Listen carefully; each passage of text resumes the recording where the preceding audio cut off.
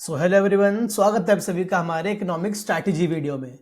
ये वीडियो में हम स्पेसिफिकली डील करेंगे कि आखिर यूपीएससी प्रीलिम्स में इकोनॉमिक्स को टैकल करने की, उसके क्वेश्चंस को सॉल्व करने की या उसको पढ़ने की स्ट्रैटेजी एग्जैक्टली होनी क्या चाहिए।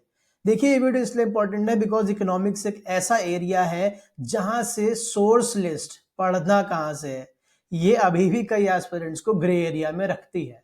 एंड आई अग्री कि ये थोड़ा सा डिलेमा वाली चीज है भी। देखिए, सच्चाई तो ये है कि ज्यादातर जो क्वेश्चंस होते हैं वो करंट बेस्ड होते हैं इकोनॉमिक्स में। लेकिन क्या इकोनॉमिक्स के केस में करंट को बिना स्टैटिक के सॉल्व किया जा सकता है? So students, the answer is no, नहीं करा जा सकता है। तो एग्जैक्टली करना क्या है और आखिर किस तरीके से अप्रोच करना है इकोनॉमिक्स को? क्या रमेश सिंह टू बल की है? रमेश सिंह पढ़नी चाहिए, रमेश सिंह की नहीं पढ़नी चाहिए? करंट से कितना पढ़ना चाहिए? सिर्फ करंट से ही पढ़ना चाहिए?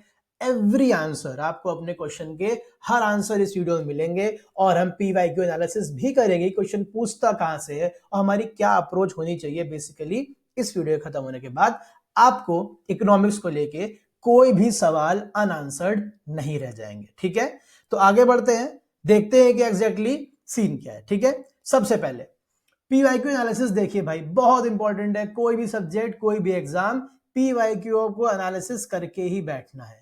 अगर हम 2021 में देखें तो 12 से 15 क्वेश्चन पूछे। आप कहोगे सर एग्जैक्ट क्वेश्चन बताइए, 12 से 15 क्या होता है?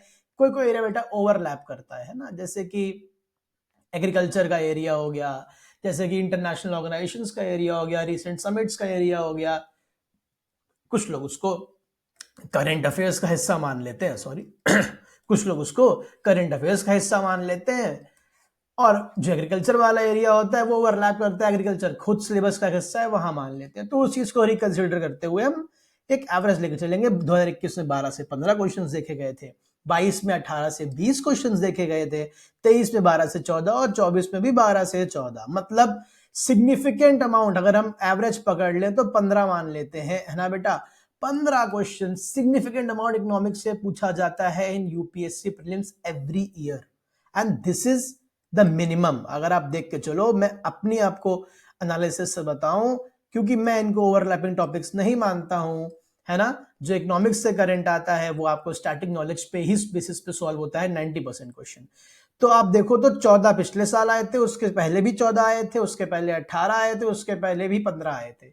तो 15 क्वेश्चन तो आप मान के चलो कि आएंगे ही आएंगे।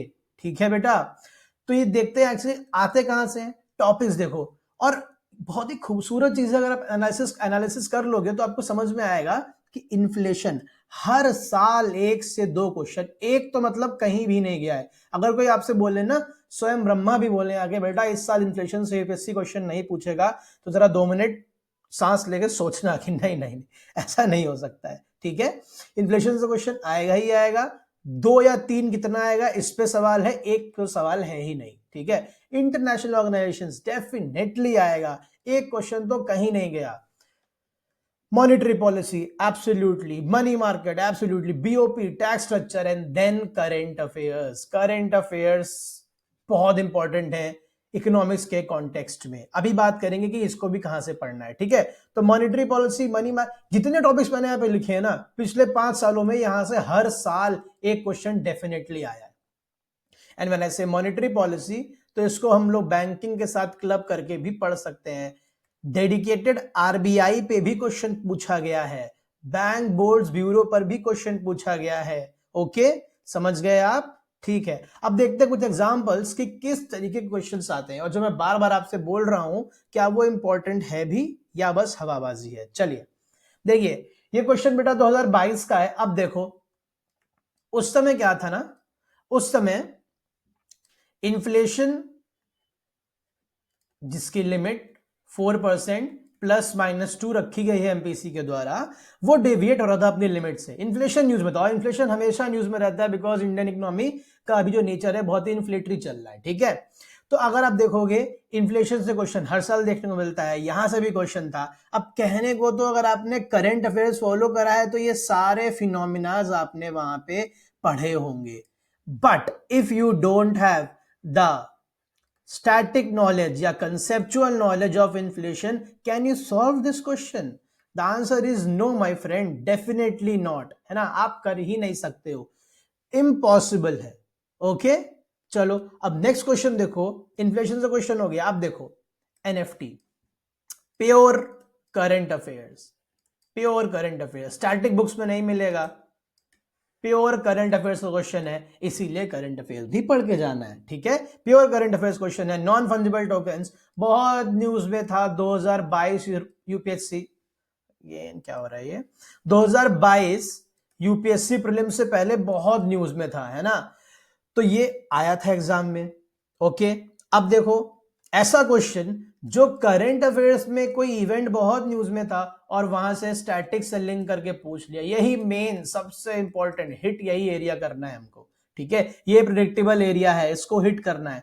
करंट अफेयर्स में देखिए क्या न्यूज में था, यूएस फेडरल रिजर्व ने, जो कि इंडिया के आरबीआई की जैसे इक्विवेलेंट है, वहां की सेंट्रल बैंक है, यूएस फेडरल रिजर्व ने इंटरेस्ट रेट अपने हाइक कर दिए थे, है ना, तो जितने भी इन्वेस्टर्स थे वो दुनिया भर की इकोनॉमी से पैसा निकाल निकाल के यूएस इकोनॉमी में लगा रहे थे, बहुत न्यूज में था। इंडिया से भी significant amount of foreign portfolio investments बाहर चले गए थे, बहुत बड़ा डाउनफॉल आया था, बहुत न्यूज में था। उसी कारण आप देखो पूछ लिया, in the post pandemic recent pass many central banks worldwide had carried out interest rate hikes. Central banks generally assume that they have the ability to counteract the rising consumer prices via monetary policy means. कहने को तो current का है, but अगर static knowledge नहीं है तो बिल्कुल भी नहीं सॉल्व कर पाओगे question, I can guarantee that. Okay, समझ गए। तो ये तीन टाइप के क्वेश्चन होते हैं, प्योरली बेटा स्टैटिक, प्योरली करंट, और ये क्वेश्चन प्योरली करंट अफेयर्स नहीं होता है, ना प्योरली स्टैटिक होता है, बट दोनों का अमेलगमेशन होता है। और ये एरिया ऐसा है इकोनॉमिक्स में which is predictable, I am telling you. Okay, चलो अब आगे की बात करते हैं, सोर्सेस से बात करते हैं। सबसे पहले मैं बात करनी है बेटा रमेश सिंह पे। देखो अगर आप एक लाइन में जवाब चाहते हो, Ramesh Singh can be avoided, ठीक है, it's a very bulky book, it's a very bulky book. देखो अगर ऐसे बेटा आप सब पढ़ने जाओगे ना तो everything under the sun becomes the syllabus of UPSC, which is not true. 5 की स्टेप्स वाला वीडियो देखा है ना, उसमें मैंने समझाया था आपको कि इनपुट आउटपुट एनालिसिस क्या होती है, करनी ही करनी है, उसके अलावा यूपीएससी की तैयारी करने बैठ जाओगे तो भवरे बन के रह जाओगे, ठीक है। तो क्या था बताया था भाई, आपको इनपुट आउटपुट एनालिसिस करना है। जब इकोनॉमिक्स में आप इनपुट आउटपुट एनालिसिस करते हो बैठ के बेटा, तो आपको यह समझ में आता है कि यार inflation, monetary policy, fiscal policy, banking, tax reforms, BOP, यहां से क्वेश्चन पूछ ही रहा है। ओके, यहां से क्वेश्चन पूछ रहा है। लेकिन आप जो रमेश सिंह पढ़ने जाओगे ना, देखो it's a very good books to study economics, ठीक है, no doubt it's a beautiful book. आप अगर रमेश सिंह को पूरा पढ़ लेते हो, आप इकोनॉमिक्स के बहुत अच्छे वेल वर्स्ड स्टूडेंट हो जाओगे। बट एक बात सच बताना, जब इस तैयारी में आए थे, क्या ये सोच कर आए थे कि ज्ञानी बनना है, या फिर ये सोच कर आए थे कि भाई जल्द से जल्द इस एग्जाम को क्रैक करना है? अगर ये बोल रहे हो ना, ये चूज है, आपका ये गोल है, तो भ्रमित हो। गोल ये होना चाहिए, एग्जाम क्रैक करना है, ठीक है बेटा। रमेश सिंह अवॉइड कर सकते हो। रमेश सिंह बहुत ही डिस्क्रिप्टिव बुक है जो आपके एग्जाम के लिए आज के टाइम पे उतनी यूजफुल नहीं है। एक बहुत ही अनपॉपुलर ओपिनियन बताऊं, you can refer Nitin Singhania. हाँ, वही नितिन सिंघानिया जिनकी आर्ट एंड कल्चर को Bible of UPSC in terms of art and culture माना जाता है ना। उनकी इकोनॉमी की भी बुक आती है, according to me it's a hidden gem, उसको आप पढ़िए, it's beautiful, very well carved, वही सेम आर्ट एंड कल्चर जैसा, जैसे लगता है ना अपने किसी ने नोट्स आपको वेल वर्स्ड फॉर्म में उठा के दे दिए हैं, ऐसे ही एकदम बढ़िया। हर चैप्टर को जिसमें जितना फोकस देना चाहिए, जितनी आपको अपडेटेड नॉलेज देनी चाहिए, जितना आपको फैक्चुअल इंफॉर्मेशन देनी चाहिए, आपको समझाने के लिए भी देनी चाहिए, वो भी एक्यूरेटली दी हुई है। Nitin Singhania is a very good book, you can refer Nitin Singhania, but again there is a catch, Nitin Singhania में भी कई चैप्टर्स ऐसे हैं जिनको आप अवॉइड कर सकते हो, है ना। ओके, यहां से भी सिलेक्टेड ही पढ़ना है। देन कम्स मुरनाल नोट्स, बहुत फेमस है, आप पढ़ सकते हो no doubt, but in my opinion अगर आप नितिन सिंघानिया ढंग से पढ़ी है और करंट अफेयर्स फॉलो करे हैं from the resources that I will tell you, Mrunal notes can also be avoided. Okay, ठीक है, give a try to Nitin Singhania. अब बात करते हैं करंट अफेयर्स। करंट अफेयर्स कहां से पढ़ना है सर? करंट अफेयर्स की तो कोई सीमा ही नहीं। देखो अगेन, एक तो आपको पता ही है सबको, विजन आईएएस है ना। विजन आईएएस की पीटी 365 आती है या मंथली मैगजीन आती है, बहुत वेल रिसर्च मटेरियल है और बहुत ही वेल ऑर्गेनाइज भी है। वहां पे आप प्रीलिम्स के लिए आप न्यूज इन शॉर्ट्स में अलग से इकोनॉमिक्स का सेक्शन देख सकते हो, वहां से भी पढ़ सकते हो, नो डाउट। ठीक है, एक बहुत अनपॉपुलर ओपिनियन वहां बताऊं, हिडन जेम वहां भी बताऊं, शंकर आईएएस है ना। शंकर आईएएस जिसकी वेबसाइट आईएएस पार्लियामेंट के नाम से चलती है, उनकी बेटा प्रीलिम्स बिट्स आती है, मंथली कंपाइलेशन भी आता है और डेली भी आता है। प्रीलिम्स बिट्स आती है शंकर आईएएस की, उसको आप रेफर करके देखना एक बार। प्रीलिम्स के लिए ब्यूटीफुल सोर्स है। ठीक है, अगर सिर्फ प्रीलिम्स की बात करें, नाम ही है ना प्रीलिम्स बिट्स, ठीक है, देखना बहुत ही ब्यूटीफुल सोर्स है सब्जेक्ट वाइज प्रीलिम्स के लिए जो जो रेलेवेंट है। हाँ, ये मैं मानूंगा उनका जो लैंग्वेज क्वालिटी है, प्रेजेंटेशन क्वालिटी है, वो विजन को मैच नहीं करता है। There are some grammatical errors and errata in Shankar IAS module, लेकिन आप इतने समझदार हो कि क्या पढ़ना है क्या छोड़ना है, कहाँ हैज हैव आएगा। This discussion is not to be done here right now, इतना आप कर सकते हो। बट इंफॉर्मेशन के मामले में और to give you the topics, brilliant. ठीक है, समझ गए।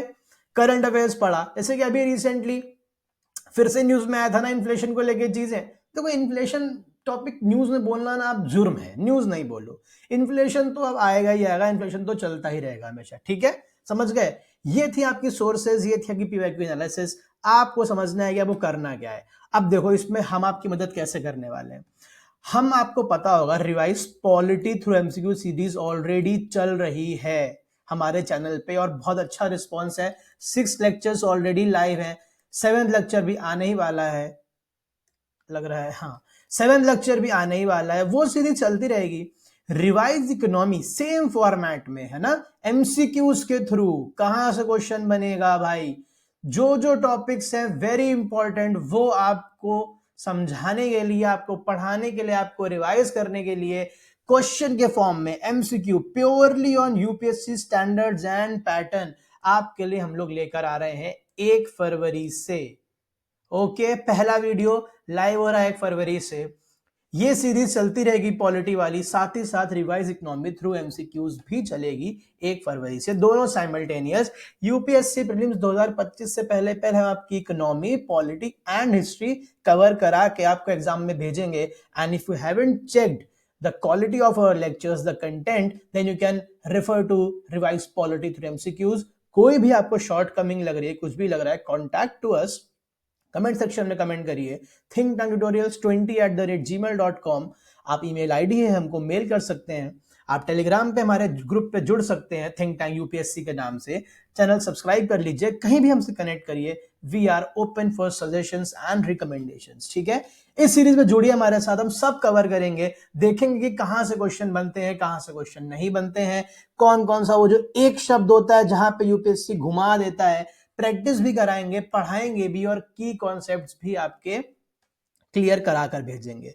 ठीक है बच्चों, ये याद रखना बेटा, करंट अफेयर्स से कैसे लिंक करके पढ़नी है इकोनॉमिक्स, इस चीज को ध्यान रखते हुए इस सीरीज को बनाया गया है। ठीक है, कंटेंट जो भी बनाया जाएगा अपडेटेड डेटा के साथ बनाया जाएगा और करंट अफेयर्स से लिंक करके रेलेवेंट क्वेश्चंस ही आपके सामने लाए जाएंगे। ठीक है, सो अभी तक अगर आपने सब्सक्राइब नहीं करा है, सब्सक्राइब कर लीजिए। ये बहुत ही सिंपल भाषा मैंने आपको समझा दिया है, इससे ज्यादा जरूरत नहीं है। यही स्ट्रैटेजी होती है, कहां से पढ़ना है, कितना पढ़ना है और किस अप्रोच से पढ़ना है। ठीक है, यही है स्ट्रैटेजी। बाकी इधर उधर की बात जो भी कर रहा है, अपना नंबर ऑफ वॉच आवर्स बढ़ा रहा है और आपको गुमराह कर रहा है। ठीक है, इन बातों में नहीं आना है। यही थी strategy. Ramesh Singh can be avoided, use Nitin Singhania, beautiful source, current affairs से ध्यान रखिए। क्वेश्चंस आपने देखे, मैंने 3 टाइप के प्रीडोमिनेंट क्वेश्चन दिखे जाते हैं, पीवाईक्यू एनालिसिस भी देख लिया। क्लियर, समझ गए? चलिए, हम आपसे मिलेंगे 1 फरवरी को revise economy through MCQ series की शुरुआत के साथ, और साथ ही साथ रिवाइज पॉलिटी थ्रू एमसीक्यू चल रही है, उसको फॉलो करना ना भूलिए। पूरी प्लेलिस्ट ऑलरेडी लाइव है। Okay, thank you so much.